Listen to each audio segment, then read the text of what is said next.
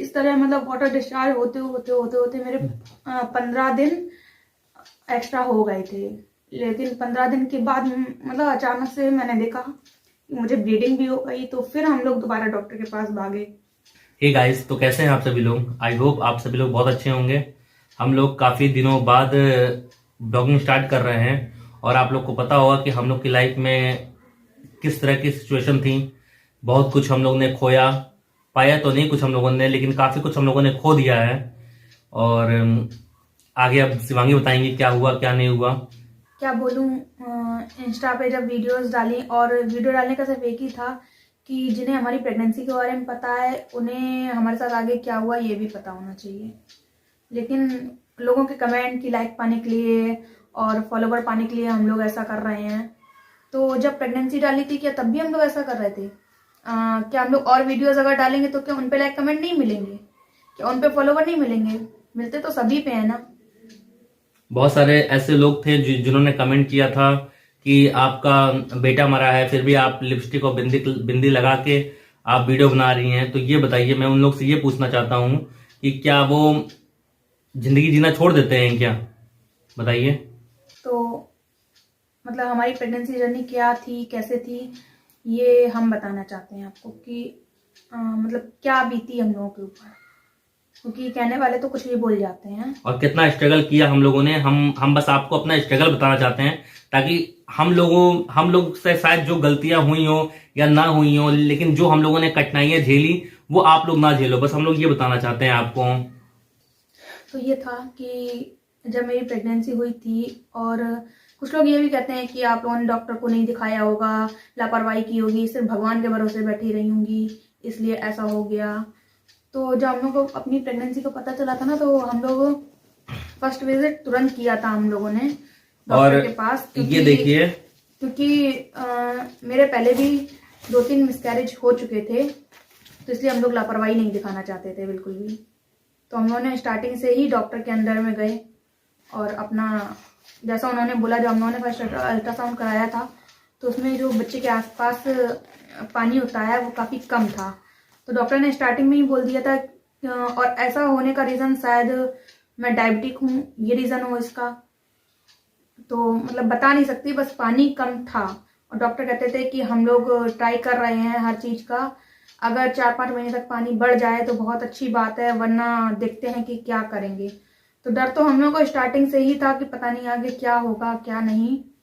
और बस प्रेगनेंसी चल रही थी, और इसके चलते रही बात डायबिटीज़ होने के चलते, तो मतलब हर दिन 4 बार शुगर चेक करना, दिन में 5 से 6 बार इंसुलिन लेना, सब कुछ किया करती थी।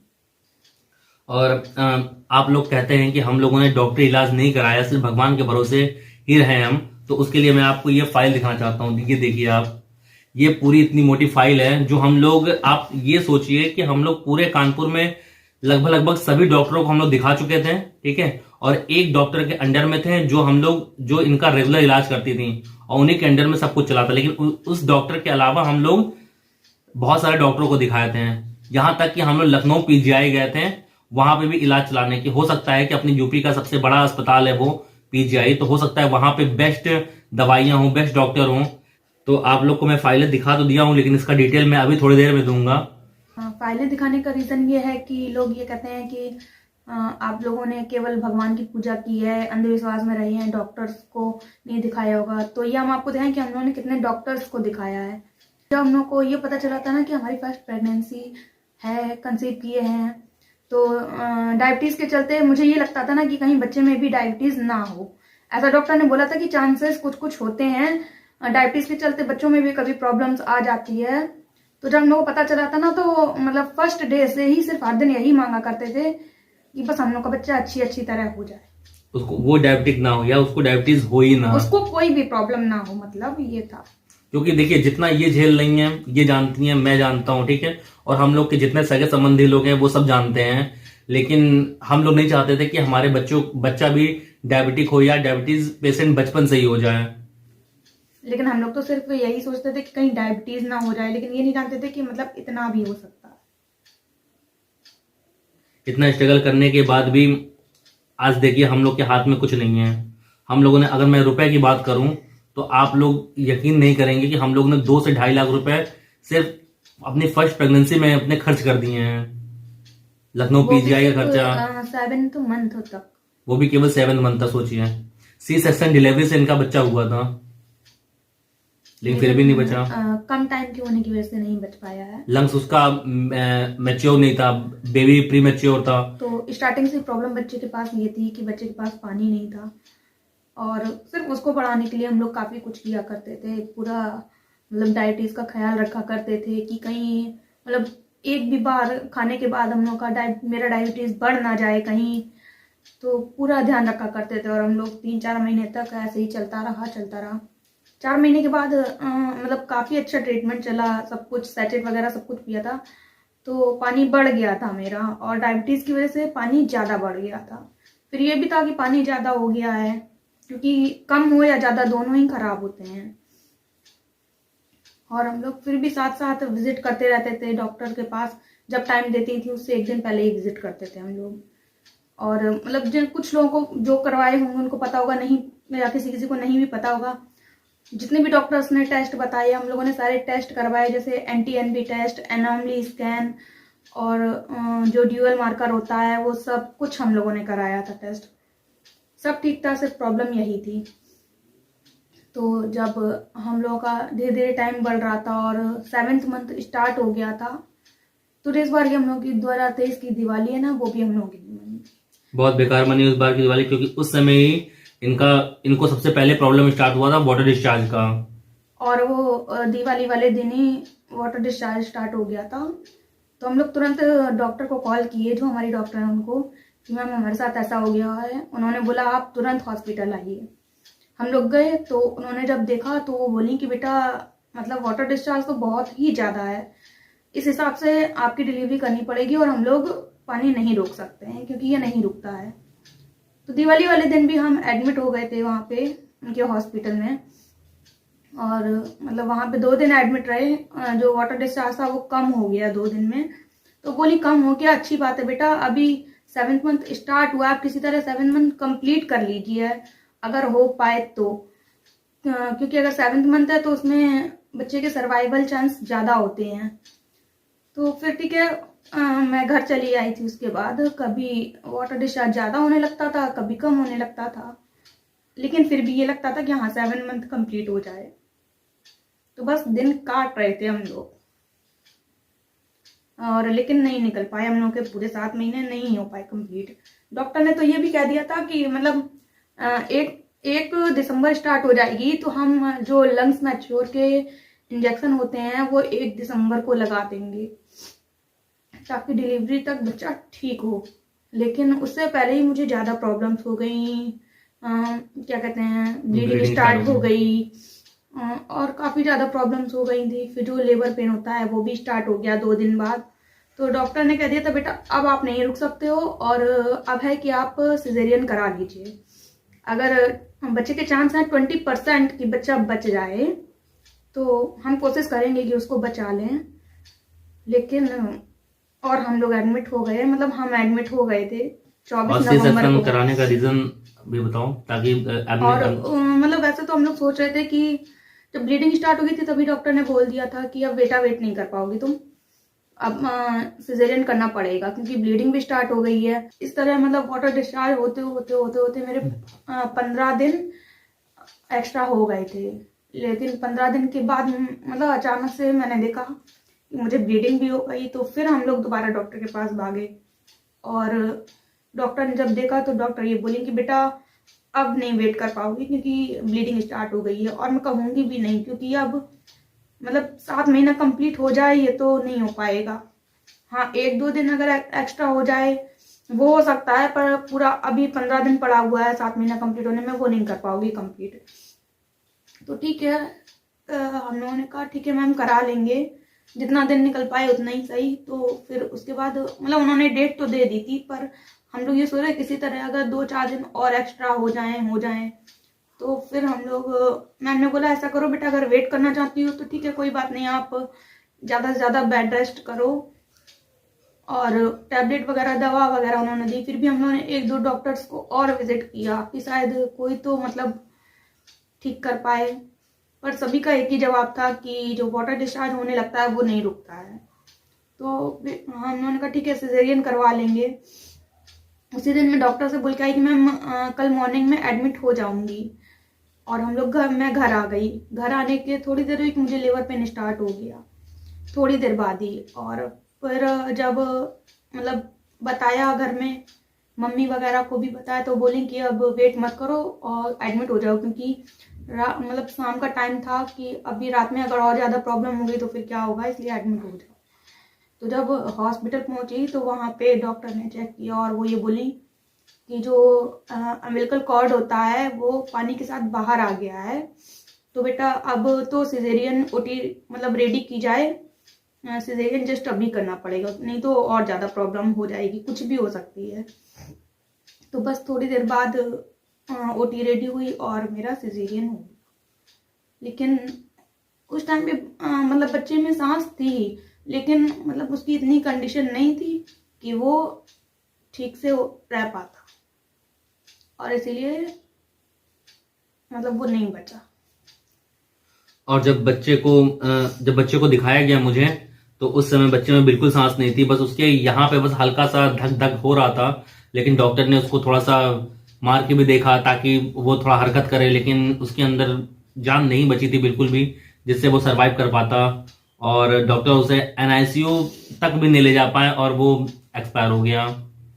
फिर उसके बाद सुबह हम लोग को बॉडी मिल गई थी बच्चे की साफ हमें ऑफ तो करके। पता भी नहीं था, इन्होंने यही बोल दिया था कि हाँ एनआईसीयू में रखा हुआ है बच्चा।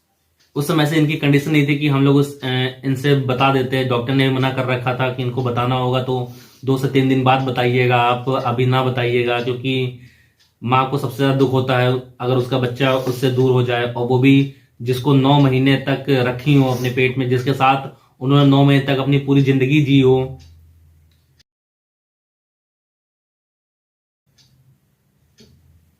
तो फिर जब मतलब मुझे उसके बाद पता चला था, मतलब देखा तक नहीं था उस बच्चे को। ये भी है कि डॉक्टर ने पहले से ही बोल दिया था जब इतनी कंडीशन खराब हो गई थी कि बेटा आप अपने आप को मेंटली प्रिपेयर कर लीजिए कि ये बच्चा शायद ये कि आपके हाथ लगे। तो मतलब 50-50 में थोड़ा तो पता था ही कि हाँ इतने कम टाइम का बच्चा कैसे बच सकता है। तो मैंने इनसे थोड़ा जिद करके पूछा कि मतलब सच बताइए क्या है कि नहीं है। तो फिर इन्होंने बताया कि नहीं है अब। तो हमने कहा फोटो ली थी, तो ये बोले हाँ देखोगी, लेकिन मेरी हिम्मत नहीं थी कि हम उस फोटो को देख सकें। और हमने फिर उसके कई दिन बाद जब हम हॉस्पिटल से घर आ गए, उसके बाद फिर मैंने अपने आप को रेडी किया वो फोटो देखने के लिए। तो ये थी हमारी स्टोरी। लोग तो मतलब कुछ भी बोलते हैं इंस्टाग्राम पे लोग आप लोग अगर इंस्टाग्राम से अगर मेरे चैनल पे आए हैं तो जाके कमेंट भी पढ़िए लोगों का। और हम लोगों ने कमेंट डिलीट भी नहीं किया है, लेकिन उनको जवाब भी हम लोगों ने दिया है। कुछ लोग तो बहुत अच्छे हैं जिन्होंने काफी हम लोग को सांत्वना दिया, हम लोग को संभाला और अच्छे अच्छे मैसेज किए हैं। लेकिन कुछ लोग ऐसे भी थे जिन्होंने बहुत ही उल्टे पुल्टे मैसेज किए, गंदे गंदे मैसेज किए हैं। उनके भी कमेंट पड़े हुए हैं, आप लोग जाके जरूर देखिएगा। और मैं उन लोगों से कहना चाहता हूँ कि ये जो वीडियो थी इंस्टाग्राम पे, ये हम लोग ना लाइक बढ़ाने के लिए थी, ना फॉलोअर्स बढ़ाने के लिए थी। ये बस अपनी यादें सिक्योर रखने के लिए थी हम लोग की। मोबाइल में फोटोज वगैरह होती हैं जो कि कभी भी डिलीट हो जाती हैं, लेकिन मतलब इंस्टा पे अगर 1-2 फोटोज पड़े तो वो हमेशा रहेंगी। वो तो लौट के नहीं आ सकता, लेकिन कभी मन कर रहा तो देख तो सकते हैं ना उसको। जिसको सामने से ना देखा हो क्या उसकी फोटो देख सकते हैं ना।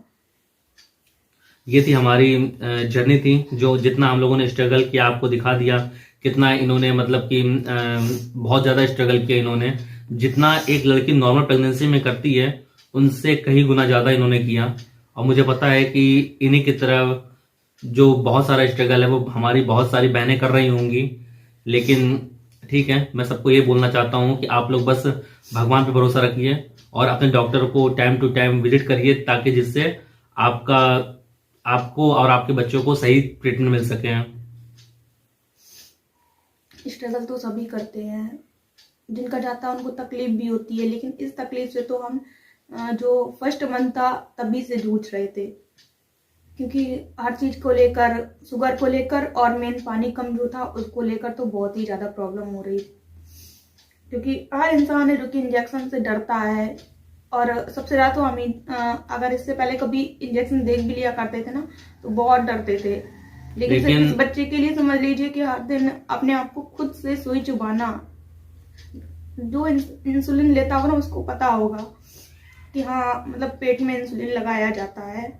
तो हर दिन 4 से 5-6 बार खुद से इंसुलिन लिया करती थी और निडिल लगाती थी ताकि शुगर चेक कर सके। 4-4 बार दिन में शुगर चेक किया करती थी, जिससे मतलब सारी उंगलियों में मेरे घाव हो गए थे। तो क्यों किया करती थी? सिर्फ इस बच्चे के लिए कि हाँ ये ठीक से हो जाए। और जब कोई ये कह देता है ना कि एक कमेंट मेरे पास ऐसा भी आया था कि अगर आपके साथ ऐसा हुआ ना तो ये आपकी खुद की लापरवाही से।